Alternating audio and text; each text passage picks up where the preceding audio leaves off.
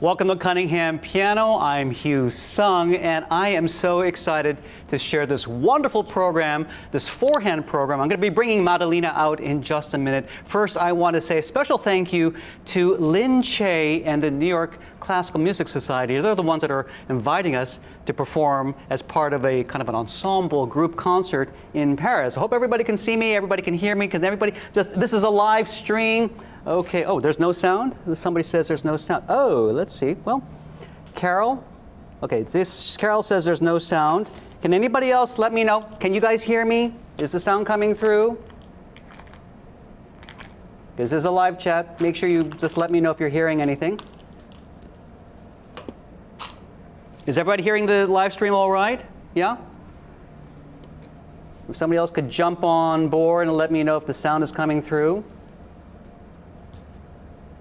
Well, I'm going to go ahead and talk anyway as if there is sound, and if you guys tell me there's still no sound, I'm keeping an eye on the live stream chats over here. Just let me know if you have problems with the sound. Okay, so the first piece I want to play before I bring my wonderful partner on board is a piece by American composer John Schmidt. He's got a really popular piece called All of Me. And I thought it'd be a fun way to bring, as we go to Paris, share a little bit of Americana with them. It's a fun little piece. I hope you enjoy it. Okay. Everybody can hear me. Yay! Okay. All right. Well, very good. Let me play. I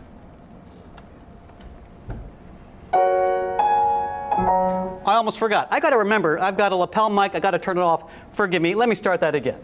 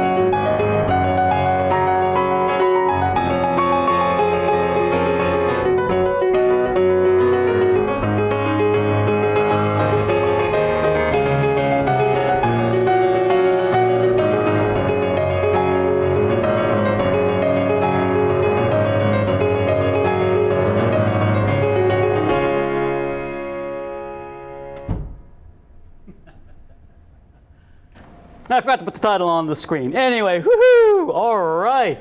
Hey, Brad, greetings from St. Paul, Minnesota. I'm going to throw some of these comments here on the screen over here. I'm glad you guys can hear the sound. And with that, now that I have actually, let me go ahead and move the titles. I forgot to put the title of this. Just a quick word on this piece. John Schmidt is actually part of a really popular group called the Piano Guys. You may have seen their videos on YouTube. That's how they got famous. And anyway, wonderful, wonderful pianist, composer. A lot of fun to play his music. Anyway, now it gives me great pleasure to bring my beautiful partner, Madalina Danila. Okay, Madalina, welcome aboard.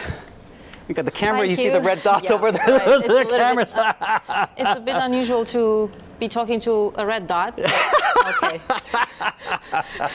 Let's get your iPad. Let's just use my imagination and there you go. You know, imagine people here. I mean, there are chairs and stuff. Yeah, we've got a wonderful program. The next two composers, and we can talk about this a little bit, are French female composers that I've fallen in love with. The first one is by a set of pieces by Mel Bonis. Do you want to talk about Mel Bonis a little bit? Yes, actually, oh, the dot is That's off. okay, yeah, Okay. it's moving around. Right. What I find fascinating about Mel Bonis' music is that her music reflects her life. She had a very turbulent life. First of all, she was not encouraged at all by her family and by the society at that time, at the end of the 19th century, to pursue music, because obviously that was something that was a no-no for women back then, especially a career in composition, which was male-oriented. And fortunately, though, she got the attention of César Franck. She then entered the Paris Conservatoire, where she was classmates with Debussy. And the whole music society back in Paris, it was in awe with her talent and her will to succeed in composition. Unfortunately, her life events turned out to be unfavorable to her career. Nevertheless, she got through it, and she composed a lot of works for piano, a lot of works for chamber ensembles, and these little two pieces that we're going to perform for you are part of a suite for four hands. The first piece is called Valse Lente, so slow waltz, and the second one is called That's a fun one. Interlude and Bacchanal. Bacchanal is actually a pagan celebration to people get drunk. People drink lots of wine. Yeah, to bring homage to Bacchus, who was god of wine, right? The opposite of Dionysus was god of virtue. So, yeah, briefly said, okay. We're having so much fun putting these pieces together, and I love these composers. They're so. Mel Bonis is so imaginative, and I think she it's very refined. I mean, you can hear the French flavor, and not only in Mel Bonis' music, but also in Cecile Chaminade. Yeah. We were going to talk about it a bit later. So enjoy first two pieces by Mel Bonis. All right, let me turn off our speaking mics and.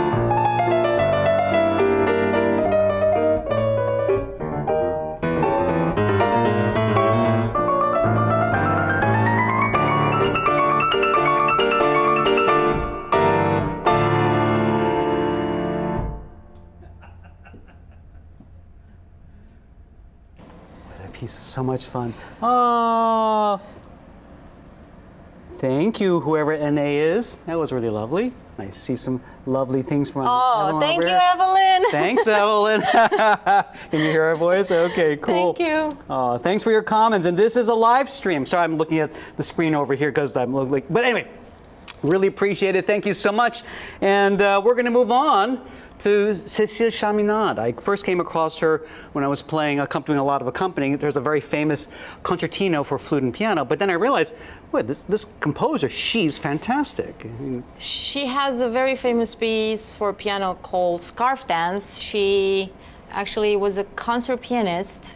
Aside from her career as a composer, she came to the United States. So at the end of the 19th century, she was contemporary with Mel Bonis. She had huge success in the United States, and the next three pieces we're going to play are again part of a suite for four hands. The first one is called La Chaise à Porteur, which you want to. Yeah, it's kind of like a royal litter.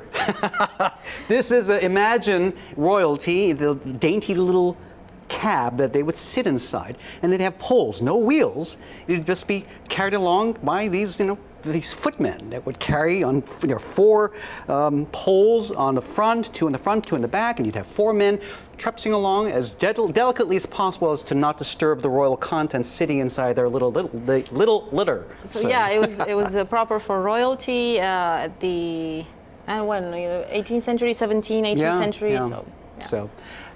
How do you pronounce this in French? Oh my God, no. La chaise à porteur. La chaise à porteur. Yeah, we actually, I'm trying to remember a lot of my French, I don't know which any is French. forgotten. So. All right, let's give this a try. All right. Let's comments.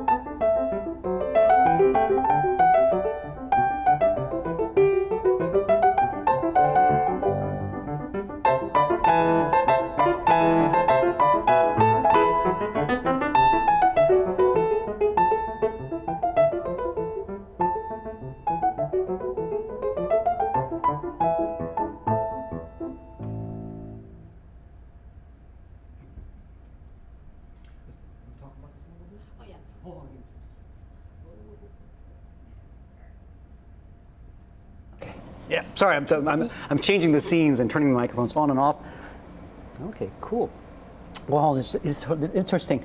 So Brad Griffiths is saying, I thought there might be a dividing line around middle C. He's talking about the technique of playing four hands. Not necessarily. Yeah, that depends on the register. It depends on the piece. It really, depends on right? yes, on the piece, and depends on the style. Just like a quick trick that we do in order to, let's say, supplement the piano with orchestral resonances is we sometimes, again, it depends on the piece, depends on the composer, depends on the message, we add some things. I mean, we do not resume solely to the text, and we do not solely play the notes that we see in front of us. We actually try to make it sound better, make it work. Yeah. So that includes, let's say, playing around the rules sometimes. Right, and then not just No, to be divided in no. the middle C, but C, sometimes you're here, sometimes, you know. yeah, really, I think the really middle depends. C is a myth. I don't know. To like keep to think siblings about from it. fighting too much, maybe. Yeah. There's another, there's a lot of comments coming in. Wow, must take a lot of practice. Ooh, but yeah, there you go. Debbie is asking, saying, it must take a lot of practice to have hands that close, Yeah. but not in each other's way. Yeah, That's a huge it's part of putting this together. It's 'cause- actually yeah. the most challenging part that I find to come with playing together for hands is, Yeah.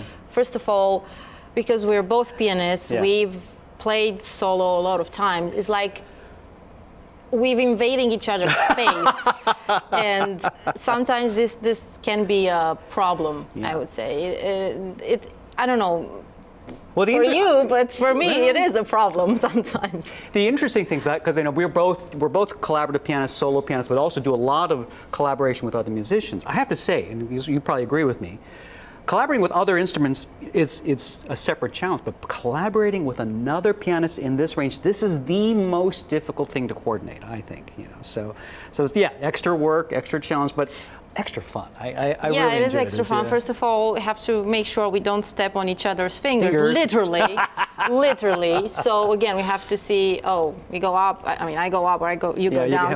We can kind of demo here. We have an overhead cam. Depends on so the sometimes you writing. go above on the Yeah, upper end I of the go keys, above and sometimes I'll go on the he bottom plays end, like that. or Yeah. vice versa. Sometimes you go under it like that. So yeah, we find ways to make that work. One aspect that applies to every kind of ensemble is that we have to be careful and thoughtful to each other's needs. And Well, hold on. I mean, Thomas is asking, so who wins the battle between your right hand and Madalina's left hand? The answer is no one. it depends. tie, or It sometimes. depends. If she has something more important, I have to yeah. defer, right? If I have a melody, then we look at the context of the music. What's the idea that's trying to be presented? We interpret it. It's common sense. It's common sense when it comes to rules of music making. I know it sounds pompous maybe to some, but that's the truth. It just comes to layering things out, and I don't think it's a matter of who wins or who loses. Hopefully the music wins, right? We just try to cooperate with. Yes. Yeah. Does that make sense? All right, so let's move on. We're playing now. We're switching gears to Cecile Chaminade. We're playing this Idir Arab. This translates to what is it? Arabian Dream? Arabian Affair. Arabian I would say. Affair. Yes. Okay. Ooh.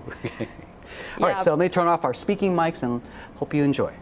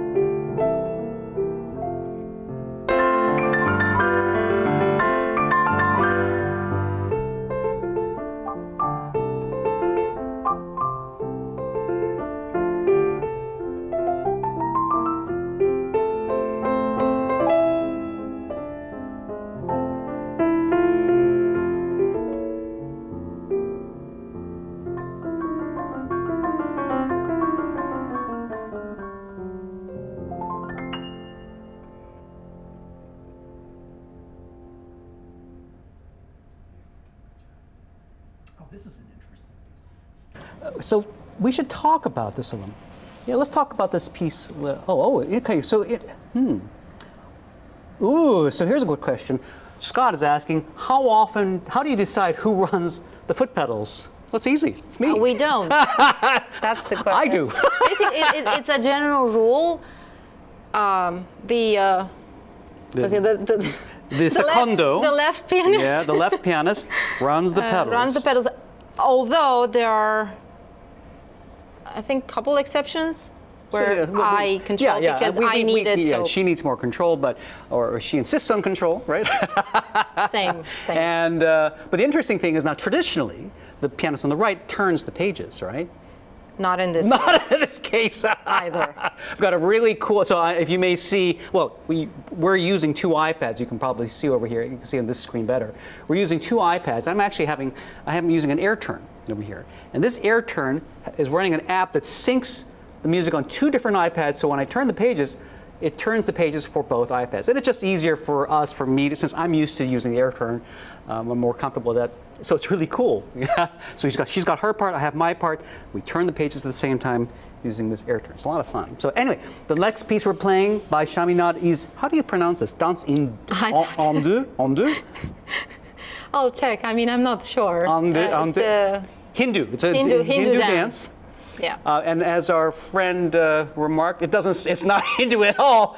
But again, I think what's fun is that it's somebody's impressions of another culture, and I think it's fun to explore, to see what other people thought, and with great respect and a lot of fun, I think. At the end of the 19th century in Paris, the Oriental Exposition took place, so there you go. There you have the influence. Debussy was influenced by that very much, yeah? A lot. So, yeah. Anyway, a lot of. So let me turn off my mic. I love this piece. It's very, very interesting. Okay, here we go. Ready?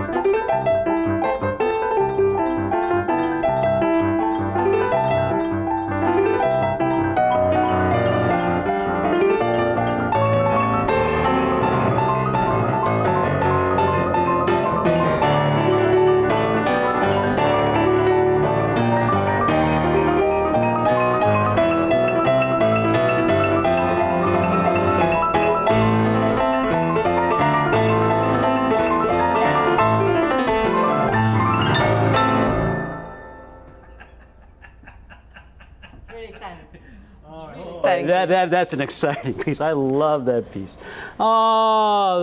Some really nice comments. Thank you so much, Reddick. And thank you, Debbie. And thank you for the applause, Brad. Now, this next piece is really needs no introduction, but it's very, very special. It's really special. So let's go ahead and put the title on it. Bohemian Rhapsody. We're both really excited to play this, but this piece has a very special place in your heart, so please take it away. Yeah. I grew up with it. It's one of the pieces that I used to hear day in, day out in my house. My mom is a huge fan of Queen, and obviously I am too. But this one particular, together with Barcelona, which is a duet between Freddie Mercury and Montserrat Caballé. These two pieces, I have them vividly here. And Well, not because it belongs to Queen, but this piece was revolutionary Oh, yeah. when it came out in 1975, and it was nothing like anything else before, right? First of all, it was very long for that time, I think 6-minute length or something, and it's a very interestingly complicated piece, I would say, and complex, and it gathers elements of symphonic rock with classical music, with opera, and it has a lot of layers. I mean, we were reading about it this morning that for recording it for the first time, it took like 3 weeks. Yeah, but technically, and they didn't have the digital technology we have now. Yes, so yeah. balancing the tracks with these old-fashioned reel-to-reels and manually, using the old razor blades to splice and find. Oh my God, I can't even imagine the technical nightmare it must have been just to produce the masters. But yes, but this one was entirely composed by Freddie Mercury, and it's composed of, I would say, bits of pieces, because you can find reminiscence of other pieces by Queen. But there were like three main songs. Three main songs, yes, three main songs, that were eventually put together. So it's this. I mean, if you know the lyrics, and probably you do, a lot of let's say exciting names come up, right? Like Scaramouche or Galileo Galilei. What was the other one? Bismillah, I think, which in Arabic it means in the name of God. So yeah, it's very bohemian, and also the title. I think the title symbolizes the individuality of an artist combined with the romanticism of a rhapsody, of a story, of a love story. It's really, really interesting. It has a very powerful message and very powerful substance. So. Okay, well, we've got a connection to the iClassical Academy, and I believe, Melody, you're going to have to help me here. Tell me the connection to the iClassical Academy in today's live stream. Yes, there's a connection. Blank. Anyway, let's go on to Bohemian Rhapsody. Melody, if you don't mind just throwing in the comments our connection and helping everybody else to enjoy that would be really helpful. We're going to go ahead and play this and then hope you enjoy it.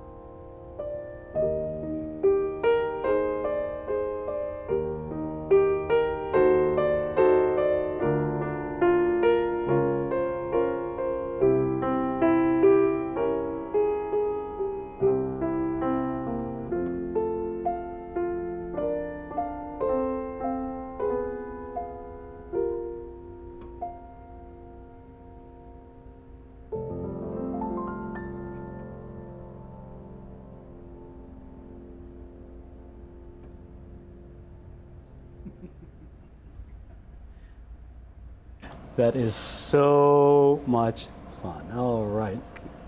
All right. So, okay. So, Brad, yeah.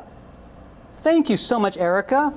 That's great. And I see your question here, Brad. Will we be able to add the program to the website? Yes, definitely. So what I'll probably do after the live stream is done and it's posted, I'll try to see if I can put in time markers, the names of the pieces and time markers, so you can just jump back and listen to your favorite moments, right? Okay. So, ooh, we got a really fun thing next. Let me pull up the title for this one. Ooh. Thank you, Brad. Brad's giving us all this nice applause. Thank you, Brad. Is there anybody else watching? Yeah, there's a whole bunch of people watching. We got quite a few. Hi, everybody. So, the next piece, you can probably see the title on the screen over here. Camille Saint-Saëns' Danse Macabre. This is a piece that I first heard through Disney's Fantasia. Yeah, and you want to kind of give us a little? It's basically a Halloween piece, right? Yeah, so it's Totentanz by Liszt. I mean, yeah. So it's based on the legend that on Halloween night, death comes around us with a fiddle. With a fiddle. With a fiddle, yes. And starts playing, and then a lot of dead people come back, or, you know, skeletons dance. And throughout history, a lot of shows and movies and cartoons and cartoons actually use this tune. Yesterday we watched Hansel and Gretel performed by Mickey and Minnie Mouse with this music. Yeah, it was great. Really, it's really great. Yeah. The music matched the action pretty well, I would say. So. And Wendy Hiscox does a fantastic job of transcribing it for piano four hands. I first heard it with some students that were working with me at a summer music festival, and they were very kind enough to share their music with me, and I've been inspired, looking for an opportunity to do it ever since. So, are you ready? Whoa! All right, let me turn off my key lights.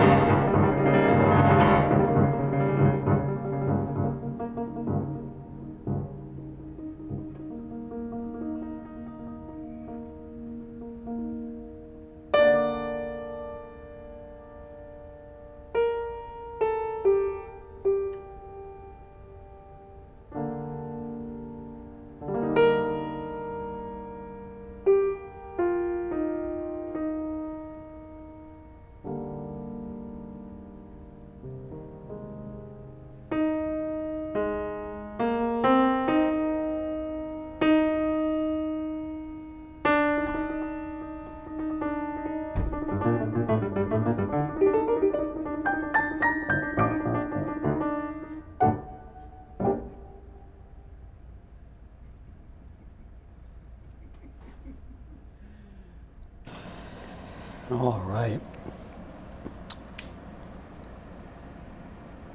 Oh, well, getting back to Thomas, but he's talking about how much he was looking forward to the Bohemian Rhapsody.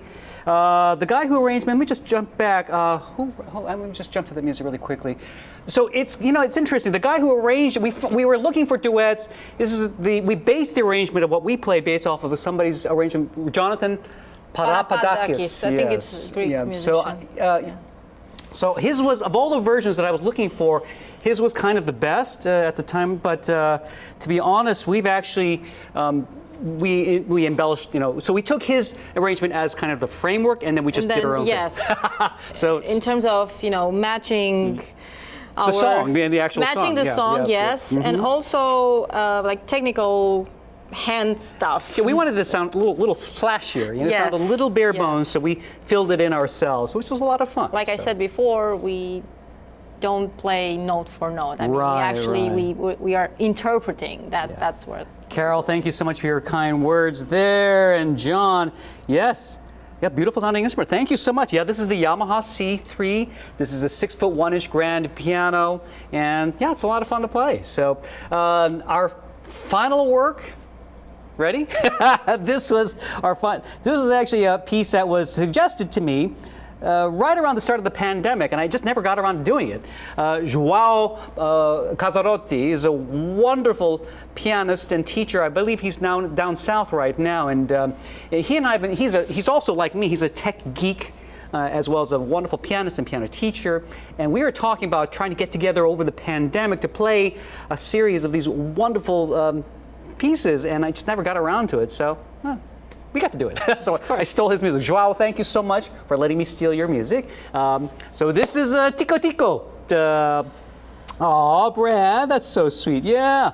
You're very welcome, Brad. I'm so glad you could spend your lunch hour with us and that we could provide some entertainment. So anyway, without any further ado, shall we do some Tico-Tico? And let me shut off the microphone. You all set? All right. Tico-Tico for you to close off your lunch hour.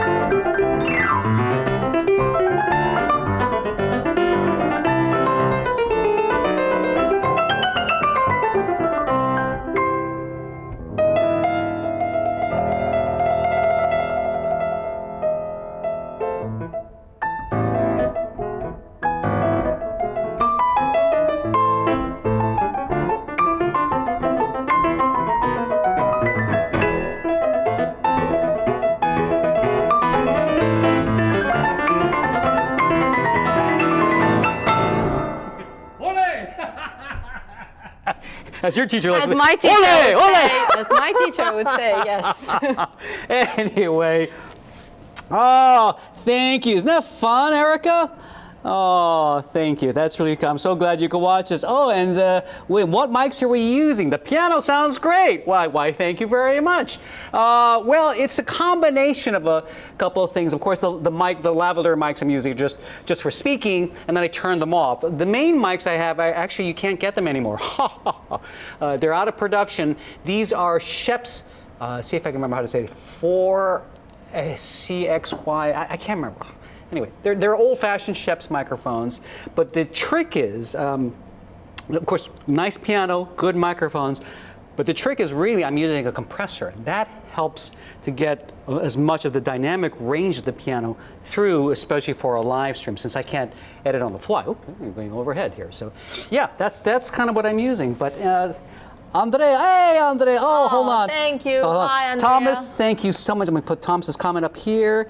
Oh, thank you. Lunch and dessert at the same time. Thomas, thank you so much for being with us and for sharing your lunch hour with us. And Andrea, oh. Looking forward to seeing you in Romania Thanks. soon. Yeah. So I hope you're having a wonderful time in Romania. And thank you for all the yummy food that you shared with us. Oh my goodness, so good. Anyway, so folks, thank you so much for spending your lunch hour with us. And boy, we're really I think Paris is going to be fun. Paris is going to be fun, yes. And we're looking forward to more programs like that. Yeah. So we'll be back with some more stuff. Okay. So again, thanks so much, and we'll see you from Paris. Okay. Bye. Bye. Let me close this out.